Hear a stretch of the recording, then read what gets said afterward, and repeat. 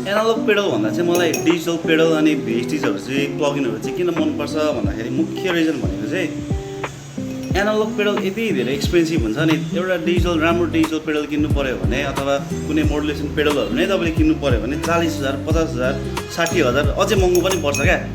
अनि त्यो एकदमै धेरै एक्सपेन्सिभ भयो क्या त्यो पेडलहरू। अनि तपाईँले अब के चाहिँ कुन चाहिँ पेडल किन्नुहुन्छ, कम्प्रेसर किन्नुहुन्छ कि ड्राइभ पेडल किन्नुहुन्छ कि होइन, रिबोट डिलेहरू किन्नुहुन्छ कि इक्यू किन्नुहुन्छ कि त्यो एकदमै त्यो हुन्छ नि, यो नै भएन क्या, प्र्याक्टिकलै भएन क्या। अनि अब कतिले भन्नुहुन्छ होला होइन एनालग पेडलमा चाहिँ सोल हुन्छ भनेर, तर यो डिस्टोर्सन पेडलमा चाहिँ के को सोल हुन्छ होला त, के अरे राक्षसको सोल हुन्छ त होइन त।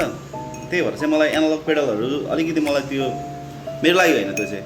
अनि मेन भनेको चाहिँ म म्युजिक प्रोड्युसर हो नि त। अनि त्यस पछाडि मलाई अब कुनै प्रोजेक्टमा काम गरिरहेको हुन्छु, अनि मलाई त्यो रेकर्ड गर्नुभन्दा अगाडि अब केही गर्दैछु, कुनै प्रोजेक्टको स्पिचमा छु भने मैले रेकर्ड गर्नु पऱ्यो होइन।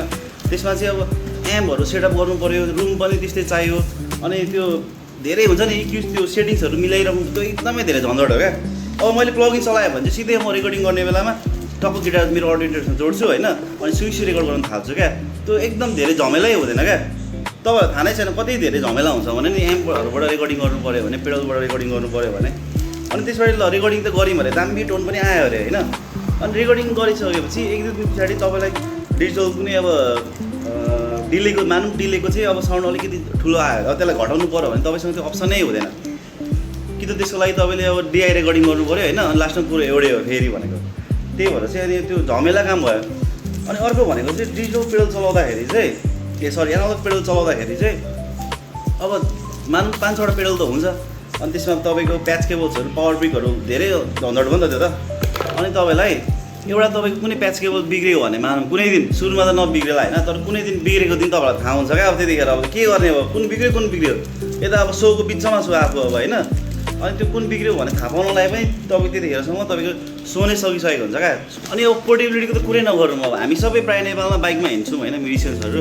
अब कार छ भने त ठिकै छ, तर बाइकमा हिँड्दाखेरि चाहिँ तपाईँको त्यत्रो ठुलो एनालग पेडल बोर्ड बोक्नु पऱ्यो, गिटार बोक्नु पऱ्यो, सोच्नु त कति झन्झट हो आम्मा। अब त्यो पार्किङ गरेदेखि हिँडेर त्यसलाई बोकेर लानु नै समस्या हो क्या। तर अब यता अब हामीलाई चाहिँ अब के हुन्छ भन्दाखेरि एउटा गिटार बोक्ने, अनि त्यस पछाडि त्यही गिटार ब्यागमै तपाईँको ल्यापटप पनि अडिहाल्छ, अडियो इन्टरफेस पनि अडिहाल्छ, ढुक्कै हो क्या त्यो भनेको। अब त्यो चाहिँ कसरी केले चलाउँछ भनेर भन्नु छ भने चाहिँ मिडी पेडलहरू पाउँछ होइन, मिडी पेडल सानो साइजको मिडी पेडल पाउँछ, त्यहाँबाट चाहिँ हामीले ल्यापटपको प्लगइन्सहरू चलाउन पाउँछौँ क्या। तपाईँहरू कति धेरै कन्फ्युज भएको क्या। जम्मै तपाईँहरूले डाउनलोड गर्ने भनेको त्यो रिपोर्ट डाउनलोड गर्ने हो, त्यस पछाडि भनेको रिपोर्ट डाउनलोड गरेपछि न्याम डाउनलोड गर्ने हो, अनि त्यो टोन 3000बाट तपाईँले त्यसको प्रिसेटहरू डाउनलोड गर्ने हो, त्यति त हो। अनि तपाईँलाई चाहिने भनेको अडियो इन्टरफेस र ल्यापटप हो, सिम्पल छ क्या। त्यस्तो धेरै त्यो रकेट साइन्स केही पनि छैन क्या, एकदम बेसिक कुरा हो त्यो भनेको। यता तपाईँको एनालग पेडल भन्दा प्लगइन्सहरूको पोसिबिलिटीको कुरा गर्ने हो भने यति धेरै पोसिबिलिटी हुन्छ होइन, यति धेरै त गर्न सकिन्छ। त्यो अब मानौँ न तपाईँलाई अब इक्यूको पेडलहरू इक्यू नै राख्नु पऱ्यो भने पनि एउटा तपाईँको टोनमा कतिवटा राख्नु सक्नुहुन्छ क्या। जब कि तपाईँको एउटा पेडल किन्नु पऱ्यो भने यता 20-30 हजार पर्छ। अनि त्यही पनि त्यो के गर्ने भन्नु त, एउटा गीत जस्तै क्लिन टोनको लागि तपाईँले एउटा इक्यू गर्नुभयो होइन, अनि नेक्स्ट टाइम अब नेक्स्ट सङमा चाहिँ के गर्ने, अथवा ड्राइभ टोनमा चाहिँ के गर्ने त, त्यो इक्यूले त कामै गर्दैन तपाईँको। कि त त्यो इक्यू भनेको चाहिँ ग्लोबल इक्यू तरिकाले चलाउनु मात्रै सकिन्छ क्या। अनि तपाईँ यता अब लाखौँ पैसा खर्च भइरहेको हुन्छ एनालग पेडल मात्रै किनेर भएन, एम किन्नु पऱ्यो होइन। अब यता चाहिँ सबै त फ्रीमा छ, अब न्याम पनि फ्रीमा छ, तपाईँको रिपोर्ट पनि फ्रीमा छ।